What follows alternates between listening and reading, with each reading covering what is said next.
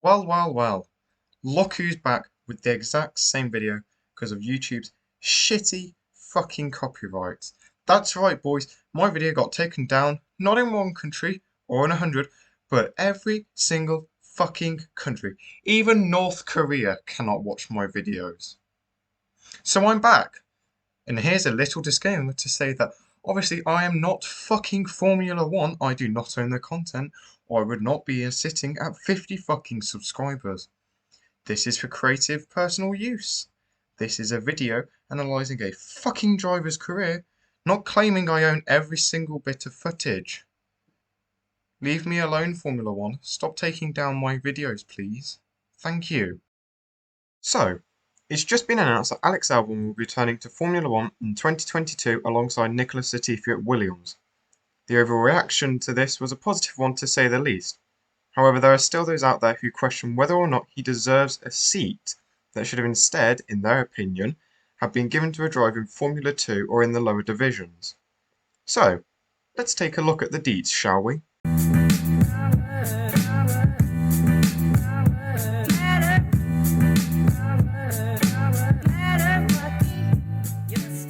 For this sort of video to make sense, I'm going to take a brief look back at his junior career, starting at Formula 2. I know this is only one step Formula 1, but bear with me, please.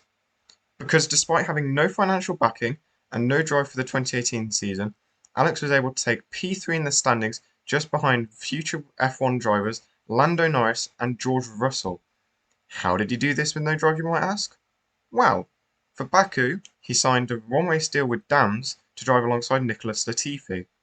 Dams, so impressed with the way he fitted right in and the fact he won was enough to convince some, yeah, maybe we should keep this kid, just in case. Alex would then go on to take 4 wins that season and finish on the podium 8 times. For 2019, he was originally going to be driving Formula E for Dams.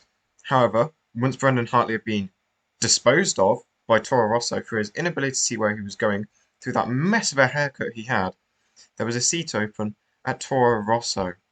So, Albon would claim it as his own for the forthcoming season, partnering alongside Daniel Kvyat, who performed very well against his much more experienced colleague, scoring points in Bahrain, China, Monaco, Germany, and Hungary.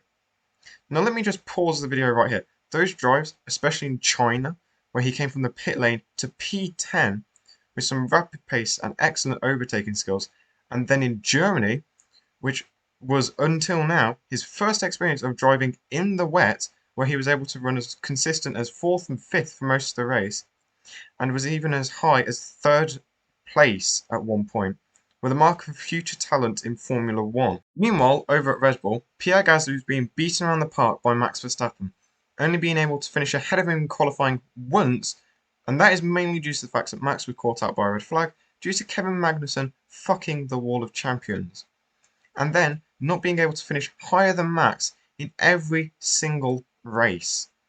Both Christian Horner and Helmut Marko were unhappy, to say the least, with his performances, and so for the Belgian Grand Prix, Alex would be promoted to the A team against Max. His first qualifying session was not the best, to say the least. He would start P17 on the grid, and he was immediately forced to make up ground as Max went for a gap that was quickly filled by one Mr. Kimi Raikkonen. Alex, though, would not crumble under the pressure and would make some stellar moves to crawl his way up to P5 by the checkered flag. Not much else would stand out for the remainder of the season, except for one thing. Brazil. Running P4 at the safety car restart, he would go around the outside of Sebastian Vettel to claim 3rd, which would soon become 2nd with only a handful of laps remaining. Unfortunately, he won't get to stand on the top step of the podium, because he found out the hard way what happens when you give Lewis the slightest hint of a gap. This was nothing short of a punch of the chest to Alex. He would, however, finish the season in 6th, with a stellar drive at Abu Dhabi to claim P8 in the standings, with 92 points, and would be retained by Red Bull for the 2020 season. The 2020 season would start off well for Albon, in a way. In the first race in Austria, he was running 3rd, and at a safety car restart on much fresher tyres, went for a move around the outside of Lewis Hamilton. However, like in Brazil, they made contact. Alex would be spun off into the gravel trap and would eventually finish a long way down the road in P13. He would then go on to score very decent points finishes for the next 6 races, and he would show no signs of the pressure breaking him of being at a top team. Then it happened, and in Tuscany he would claim his maiden podium in Formula 1. After being rejected twice by Lewis, it had finally happened. His season was starting to turn around.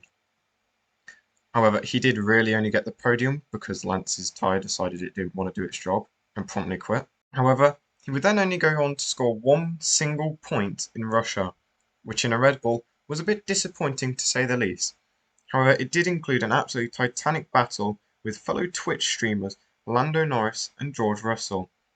But really, this shouldn't have happened. He was in the second best car compared to a McLaren, which was around the 3rd or 4th in the season, and a car that struggled to get in the points at all. He would then not finish inside the top 10 for the next 3 races.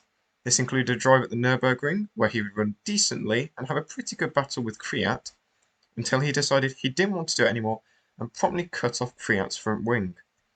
However, in Bahrain, he would nab his second podium in Formula 1 after Sergio's car decided it didn't want to function and promptly killed itself. After finishing a strong 4th place in Abu Dhabi, it was announced that Albon would not only be leaving Red Bull at the end of 2021, but F1 in general. Instead, Alex would be shipped off to DTM for a year, where he would drive under an AlphaTauri branded Ferrari, which is the most fucking cursed thing I have ever seen in my life. Anyways, he claimed 4 podiums and a win in what was quite a remarkable rookie year for the kid. However, once it was announced that George Russell would be finally getting that Mercedes seat he so rightfully deserves, the question about who would take the open seat at Williams made a few hands become raised, those being the likes of Nick de Vries, Guan Yu Zhou, and Alex Albon. Now we know that Alex will be taking the seat, it's time to get to the question the title asks: is he really worthy of a second chance in Formula 1? In my opinion, yes. He's more than proved his speed in the Toro Rosso and did as good a job as you could in the Red Bull, considering driving it must be like having a car with 1,000,000 horsepower that understeers and oversteers all over the place.